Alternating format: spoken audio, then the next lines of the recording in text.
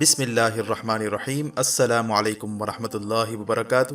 نبی اکرم صلی اللہ علیہ وسلم جس مکان میں پیدا ہوئے وہ صفا پہاڑی کے قریب تھا۔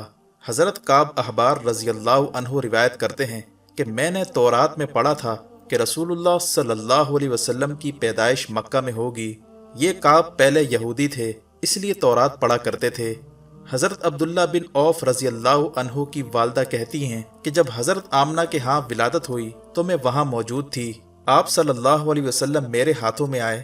یہ غالباً دایا تھیں، ان کا نام شفا تھا۔ فرماتی ہیں جب آپ میرے ہاتھوں میں آئے تو آپ روئے۔ آپ کے دادا عبد المطلب کو آپ کی ولادت کی اطلاع دی گئی۔ وہ اس وقت خانہ کعبہ کا طواف کر رہے تھے۔ اطلاع ملنے پر گھر آئے، بچے کو گود میں لیا۔ اس وقت آپ کی والدہ نے ان سے کہا یہ بچہ عجیب ہے، سجدے کی حالت میں پیدا ہوا ہے، یعنی پیدا ہوتے ہی اس نے پہلے سجدہ کیا، پھر سجدے سے سر اٹھا کر انگلی آسمان کی طرف اٹھائی۔ عبد المطلب نے آپ کو دیکھا، اس کے بعد آپ کو کعبہ میں لے آئے، آپ کو گود میں لیے رہے اور طواف کرتے رہے، پھر واپس لا کر حضرت آمنہ کو دیا۔ آپ کو عرب کے دستور کے مطابق ایک برتن سے ڈھانپا گیا، لیکن وہ برتن ٹوٹ کر آپ کے اوپر سے ہٹ گیا۔ اس وقت آپ اپنا انگوٹھا چوستے نظر آئے۔ اس موقع پر شیطان بری طرح چیخا۔ تفسیر ابن مخلد میں ہے کہ شیطان صرف 4 مرتبہ چیخا۔ پہلی بار اس وقت جب اللہ تعالیٰ نے اسے ملعون ٹھہرایا، دوسری بار اس وقت کہ جب اسے زمین پر اتارا گیا، تیسری بار اس وقت چیخا جب آن حضرت صلی اللہ علیہ وسلم کی پیدائش ہوئی، اور چوتھی مرتبہ اس وقت جب نبی کریم صلی اللہ علیہ وسلم پر سورہ فاتحہ نازل ہوئی۔ اس موقع پر حضرت حسان بن ثابت رضی اللہ عنہ کہتے ہیں میں 8 سال کا تھا، جو کچھ دیکھتا اور سنتا تھا اس کو سمجھتا تھا۔ ایک صبح میں نے یثرب یعنی مدینہ منورہ میں ایک یہودی کو دیکھا۔ وہ ایک اونچے ٹیلے پر چڑھ کر چلا رہا تھا۔ لوگ اس یہودی کے گرد جمع ہو گئے اور بولے کیا بات ہے، کیوں چیخ رہے ہو؟ یہودی نے جواب دیا احمد کا ستارہ طلوع ہو گیا ہے اور وہ آج رات پیدا ہو گئے ہیں۔ حضرت حسان بن ثابت رضی اللہ عنہ بعد میں 60 سال کی عمر میں مسلمان ہوئے تھے۔ 120 سال کی عمر میں انہوں نے وفات پائی، گویا ایمان کی حالت میں 60 سال زندہ رہے۔ بہت اچھے شاعر تھے۔ نبی کریم صلی اللہ علیہ وسلم کی اپنے اشعار میں تعریف کیا کرتے تھے اور دشمنوں کی برائی اشعار میں بیان کرتے تھے۔ غزوات کے مواقع پر اشعار کے ذریعے مسلمانوں کو جوش دلاتے تھے۔ اسی بنیاد پر انہیں شاعر رسول کا خطاب ملا تھا۔ حضرت کعب احبار رضی اللہ عنہ فرماتے ہیں کہ میں نے تورات میں پڑھا ہے کہ اللہ تعالیٰ نے حضرت موسیٰ علیہ السلام کو آن حضرت صلی اللہ علیہ وسلم کی ولادت کے وقت کی خبر دی تھی، اور حضرت موسیٰ علیہ السلام نے اپنی قوم بنی اسرائیل کو اس کی اطلاع دے دی تھی۔ اس سلسلے میں انہوں نے فرمایا تھا تمہارے نزدیک جو مشہور چمکدار ستارہ ہے، جب وہ حرکت میں آئے گا تو وہی وقت رسول اللہ صلی اللہ علیہ وسلم کی پیدائش کا ہوگا۔ یہ خبر بنی اسرائیل کے علماء ایک دوسرے کو دیتے چلے آئے تھے، اور اس طرح بنی اسرائیل کو بھی آن حضرت صلی اللہ علیہ وسلم کی ولادت کا وقت یعنی اس کی علامت معلوم تھی۔ حضرت عائشہ رضی اللہ عنہا سے روایت ہے کہ ایک یہودی عالم مکہ میں رہتا تھا۔ جب وہ رات آئی جس میں آن حضرت صلی اللہ علیہ وسلم پیدا ہوئے تو وہ قریش کی ایک مجلس میں بیٹھا تھا۔ اس نے کہا کیا تمہارے ہاں آج کوئی بچہ پیدا ہوا ہے؟ لوگوں نے کہا ہمیں تو معلوم نہیں۔ اس پر اس یہودی نے کہا میں جو کچھ کہتا ہوں اسے اچھی طرح سن لو۔ آج اس امت کا آخری نبی پیدا ہو گیا ہے، اور قریش کے لوگوں وہ تم میں سے ہے، یعنی وہ قریشی ہے۔ اس کے کندھے کے پاس ایک علامت ہے یعنی مہر نبوت، اس میں بہت زیادہ بال ہیں یعنی گھنے بال، اور یہ نبوت کا نشان ہے۔ اس بچے کی ایک علامت یہ ہے کہ وہ 2 رات تک دودھ نہیں پیے گا۔ ان باتوں کا ذکر ان کی نبوت کی علامات کے طور پر پرانی کتب میں موجود ہے۔ علامہ ابن حجر نے لکھا ہے کہ یہ بات درست ہے، آپ نے 2 دن تک دودھ نہیں پیا تھا۔ یہودی عالم نے جب یہ باتیں قریش کی ایک مجلس میں بتائیں تو لوگ وہاں سے اٹھ گئے۔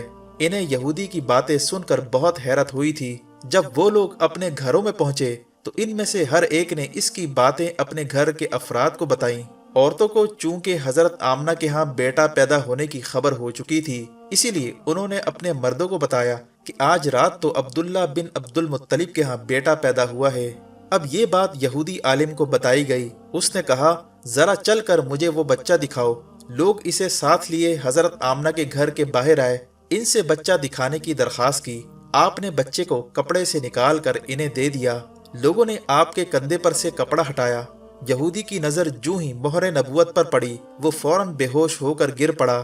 اسے ہوش آیا تو لوگوں نے اس سے پوچھا تمہیں کیا ہو گیا تھا؟ جواب میں اس نے کہا میں اس غم سے بے ہوش ہوا تھا کہ میری قوم میں سے نبوت ختم ہو گئی، اور اے قریشیوں، اللہ کی قسم یہ بچہ تم پر زبردست غلبہ حاصل کرے گا اور اس کی شہرت مشرق سے مغرب تک پھیل جائے گی۔ اسی طرح ملک شام کا ایک یہودی عیس مکہ سے کچھ فاصلے پر رہتا تھا۔ وہ جب بھی کسی کام سے مکہ آتا وہاں کے لوگوں سے ملتا تو ان سے کہتا بہت قریب کے زمانے میں تمہارے درمیان ایک بچہ پیدا ہوگا، سارا عرب اس کے راستے پر چلے گا، اس کے سامنے ذلیل اور پست ہو جائے گا، وہ عجم اور اس کے شہروں کا بھی مالک ہو جائے گا۔ یہی اس کا زمانہ ہے۔ جو اس کی نبوت کے زمانے کو پائے گا اور اس کی پیروی کرے گا وہ اپنے مقصد میں کامیاب ہوگا۔ جس خیر اور بھلائی کی وہ امید کرتا ہے وہ اس کو حاصل ہوگی، اور جو شخص اس کی نبوت کا زمانہ پائے گا مگر اس کی مخالفت کرے گا وہ اپنے مقصد اور آرزوؤں میں ناکام ہوگا۔ مکہ معظمہ میں جو بھی بچہ پیدا ہوتا وہ یہودی اس بچے کے بارے میں تحقیق کرتا اور کہتا ابھی وہ بچہ پیدا نہیں ہوا۔ آخرکار جب نبی کریم صلی اللہ علیہ وسلم اس دنیا میں تشریف لائے تو عبد المطلب اپنے گھر سے نکل کر اس یہودی کے پاس پہنچے۔ اس کی عبادت گاہ کے دروازے پر پہنچ کر انہوں نے آواز دی۔ عیس نے پوچھا کون ہے؟ انہوں نے اپنا نام بتایا۔ پھر اس سے پوچھا تم اس بچے کے بارے میں کیا کہتے ہو؟ اس نے انہیں دیکھا پھر بولا ہاں تم ہی اس کے باپ ہو سکتے ہو، بے شک وہ بچہ پیدا ہو گیا ہے جس کے بارے میں تم لوگوں سے کہا کرتا تھا۔ وہ ستارہ آج طلوع ہو گیا ہے جو اس بچے کی پیدائش کی علامت ہے۔ یہودی نے عبد المطلب سے یہ بھی کہا تھا اس بارے میں اپنی زبان بند رکھیں، یعنی کسی کو کچھ نہ بتائیں، ورنہ لوگ اس بچے سے زبردست حسد کریں گے، اتنا حسد کریں گے کہ آج تک کسی نے نہیں کیا، اور اس کی اس قدر سخت مخالفت ہوگی کہ دنیا میں کسی اور کی اتنی مخالفت نہیں ہوئی۔ پوتے کے متعلق یہ باتیں سن کر عبد المطلب نے عیس سے پوچھا اس بچے کی عمر کتنی ہوگی؟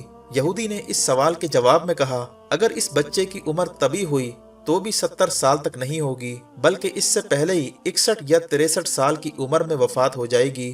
اس کی پیدائش کے وقت دنیا کے بت ٹوٹ کر گر جائیں گے۔ یہ ساری علامات اس یہودی نے گزشتہ انبیاء کی پیشن گوئیوں سے معلوم کی تھی اور سب کی سب بالکل سچ ثابت ہوئیں۔ اسی طرح قریش کے کچھ لوگ عمر بن نفیل اور عبداللہ بن جہش وغیرہ ایک بت کے پاس جایا کرتے تھے۔ یہ اس رات بھی اس بت کے پاس گئے جس رات آپ صلی اللہ علیہ وسلم کی پیدائش ہوئی۔ انہوں نے دیکھا وہ بت اوندھے منہ گرا پڑا ہے۔ ان لوگوں کو یہ بات بری لگی، انہوں نے اس کو اٹھایا سیدھا کر دیا مگر وہ پھر گر گیا۔ انہوں نے پھر اس کو سیدھا کیا، وہ پھر الٹا ہو گیا۔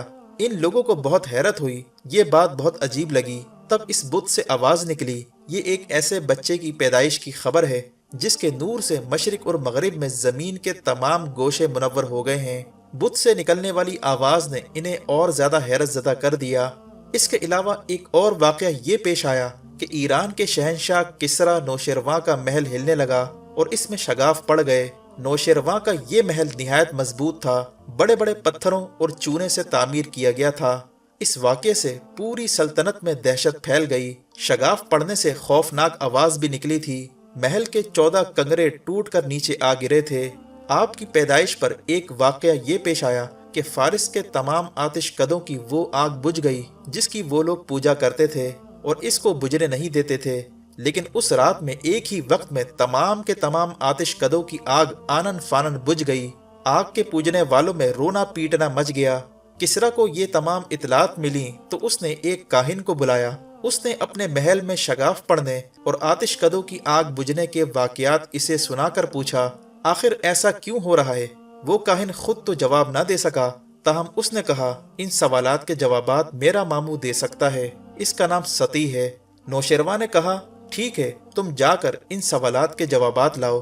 وہ گیا، ستی سے ملا، اسے یہ واقعات سنائے۔ اس نے سن کر کہا ایک عصا والے نبی ظاہر ہوں گے جو عرب اور شام پر چھا جائیں گے، اور جو کچھ ہونے والا ہے ہو کر رہے گا۔ اس نے یہ جواب کسریٰ کو بتایا۔ اس وقت تک کسریٰ نے دوسرے کاہنوں سے بھی معلومات حاصل کر لی تھی، چنانچہ یہ سن کر اس نے کہا تب پھر ابھی وہ وقت آنے میں دیر ہے، یعنی ان کا غلبہ میرے بعد ہوگا۔